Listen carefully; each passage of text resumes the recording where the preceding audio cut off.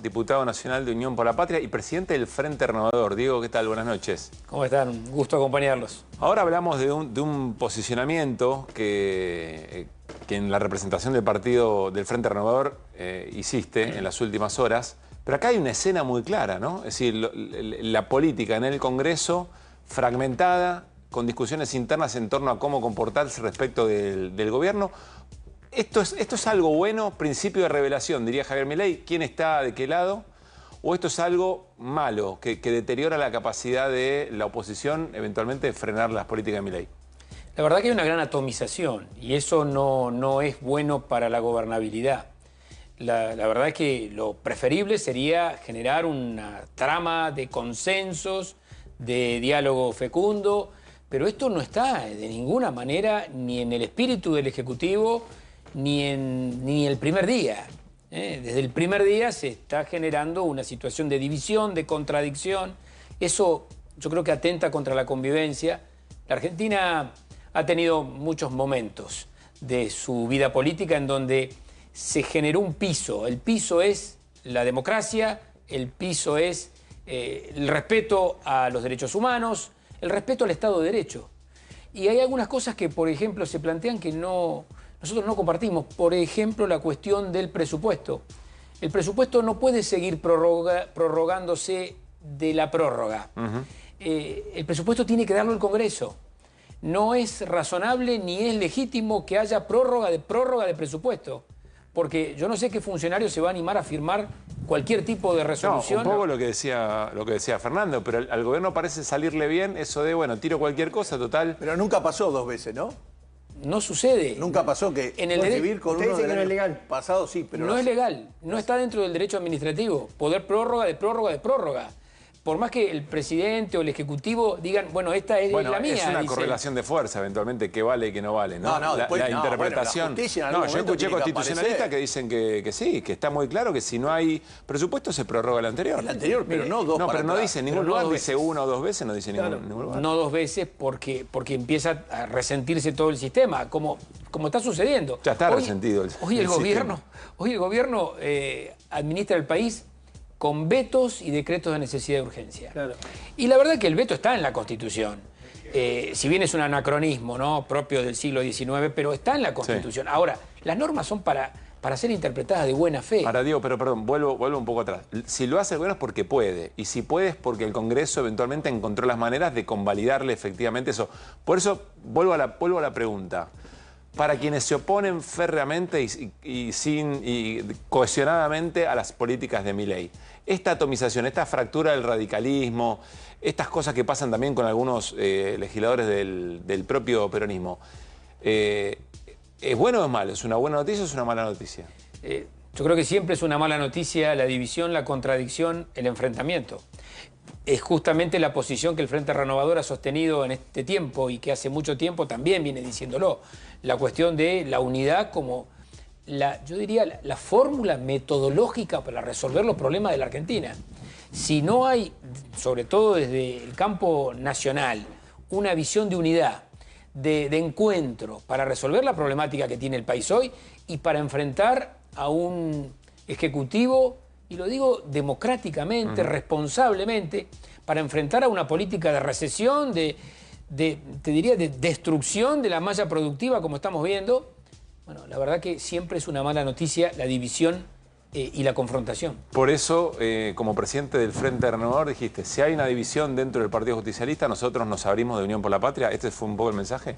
Lo que dijimos fue exactamente eso, de que si existe una división en los bloques legislativos, en el Congreso de la Nación, en las legislaturas, si esta interna, que es propia del Partido Justicialista, interna a la cual nosotros hemos planteado nuestra total presidencia. El Partido Justicialista tiene todo el derecho a hacer la interna que quiera, a confrontar proyectos, a confrontar en realidad autoridades partidarias, porque es lo que se está discutiendo hoy, autoridades partidarias. Tiene todo el derecho a hacerlo, pero para nosotros, si esto significa romper el equilibrio que el Unión por la Patria ha sostenido con 99 legisladores sentados en la casi totalidad de las sesiones, realmente estableciendo propuestas, construyendo una alternativa para el país. El compromiso del Frente Renovador, esto lo ha planteado Sergio Massa en la campaña y hoy también como fundador y líder del Frente Renovador. Nuestro compromiso es generar una alternativa al gobierno de Milei. Y generar una alternativa quiere decir tener unidad. Y esto es lo que estamos propugnando. Por eso dijimos, bueno, si se van a romper, si se van a quebrar, en el caso de los bloques parlamentarios, cada uno tiene que tomar su propia decisión. Diego, cuando a veces se mira la dinámica propia de Unión por la Patria, también aparece la idea de el silencio de Massa, que ha pasado 10 meses de gobierno y que todavía, que fue el principal candidato de Unión por la Patria, candidato a presidente, ministro fundamental en el tramo final, no ha emitido públicamente una opinión, no ha hablado, no ha tenido posicionamiento público. La verdad que Sergio Massa ha tenido una actitud de prudencia muy, muy grande en todo este tiempo y lo digo porque se ve, porque desplegó un proyecto de país con tantos otros dirigentes, con gobernadores, con legisladores, y ese proyecto de país estuvo en la elección de la cual se cumple un año en estos días, y que, bueno, también en esa elección general tuvimos la oportunidad de ganar la elección general por más de 6 puntos en todo el país. Luego vino el balotaje. El segundo, el actual presidente, se alió con la tercera, con la cual se habían dicho cosas tremendas desde la historia de la democracia que no se conoce, que no se sabe de tener semejante actitud uno con otro. Se juntaron y ganaron el balotaje. Y somos respetuosos de ese resultado. Y hoy Sergio Massa es un hombre que está siguiendo permanentemente la vida política, manteniendo un respetuoso... Pero es que es una cuestión de tiempo, es decir, elegir cuándo hablar no es oportuno todavía, es una precaución, Es un acto de prudencia, es también permitir... Y es imprudente aquellos que hablan, digamos, cuando Cristina emite un comunicado es imprudente, cuando habla Kicillof o los gobernadores. Cada dirigente tiene su estilo. En el caso de Sergio Massa, cuando en el principio del año me propuso a mí como presidente del partido Frente Renovador, fue en marzo, y lo hizo con un criterio. Primero, el tema del federalismo. Hay que tratar de darle territorialidad a la representación política. Y segundo, que aparezcan nuevos dirigentes. Claro. Y yo mañana voy a ir a Chaco justamente.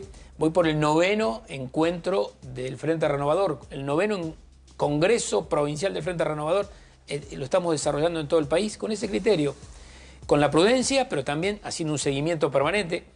Mira, mientras estamos acá, seguramente está Massa atendiendo desde legisladores a gobernadores. O sea, está muy activo políticamente, pero decide no hablar. Diego, ¿qué te sugiere la imagen de hoy? Una de las imágenes del día, Kicillof y Cristina Fernández de Kirchner reunidos por Estela Carlotto. Bueno, eso es un acto muy positivo que los grandes temas nos reúnan y nos unan, las dos cosas. Y creo que eso es valioso simbólicamente, es valioso de todo punto de vista para todo el país, independientemente de lo que piense cada uno. Luego, en lo que tiene que ver con la interna específica del Partido Justicialista, nosotros no vamos a intervenir. No intervienen, pero les preocupa que allí haya un quiebre fuerte. Claro. Sí nos preocupa, y eso nos preocupa, que ese quiebre que evidentemente, y esperemos todos que no se dé, que no llegue al Congreso, que no llegue a las legislaturas provinciales, que no llegue a los consejos municipales, porque no es tiempo hoy. No es tiempo de medirnos individual o sectorialmente. Hoy es tiempo de construir una alternativa para un país que está sufriendo un enorme desgaste, un daño social profundo. Mientras nosotros hablamos de los posicionamientos políticos, privatizan empresas del Estado valiosas, llevan adelante políticas de recesión, desaparecen pymes todos los días, destrozan el sistema federal. El sistema federal está viviendo un despojo como pocas veces se ha visto en el país. Juliano. Las provincias perdieron. Déjame cerrar una cosita con el tema del peronismo. Pensaba hoy cuando hablaba, yo contaba el episodio de Estela interviniendo en su momento en la tensión entre Alberto y Cristina. Digo, puede ser que entre una tensión dentro del peronismo aparezca, como también en su momento apareció Massa, como una especie de enlace para que funcione mejor esa variable, que le toque otra vez la tarea de ser una especie de puente entre dos polos medios críticos? Bueno, es una actitud que Massa ha tenido en el 2019, que ha tenido el tema de garantizar o de ser garante de una unidad que, más allá de los matices que tengamos todos, tiene que garantizar un país, un proyecto de país productivo y con el bienestar de no solo de los trabajadores, de los más vulnerables, sino también de los sectores medios que nos votaron o no nos votaron. Hoy le llegó la cuenta del país de Javier Milei.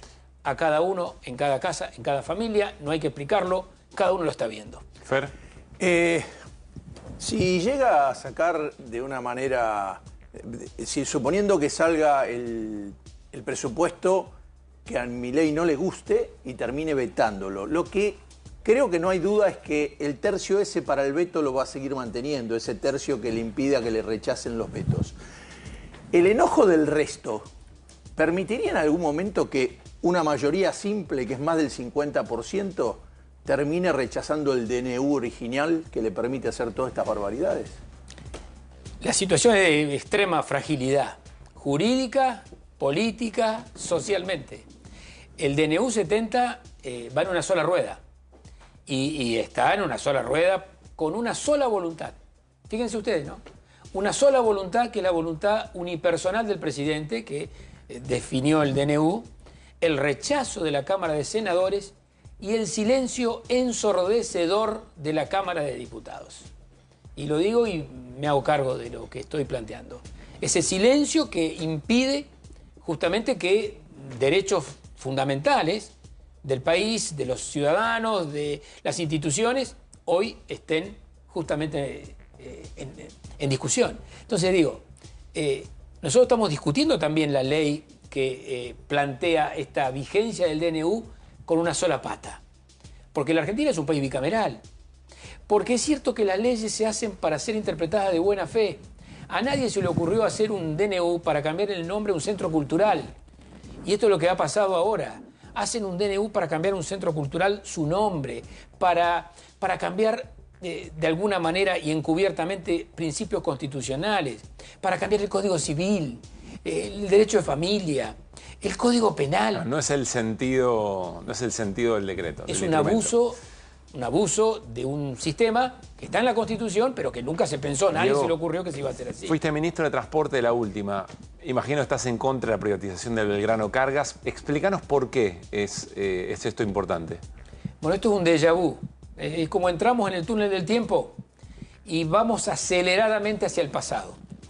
Porque la verdad que no es un problema que haya estado en el siglo XIX. Todos vimos en este tiempo, en nuestra generación, nosotros, vimos lo que significó privatizar.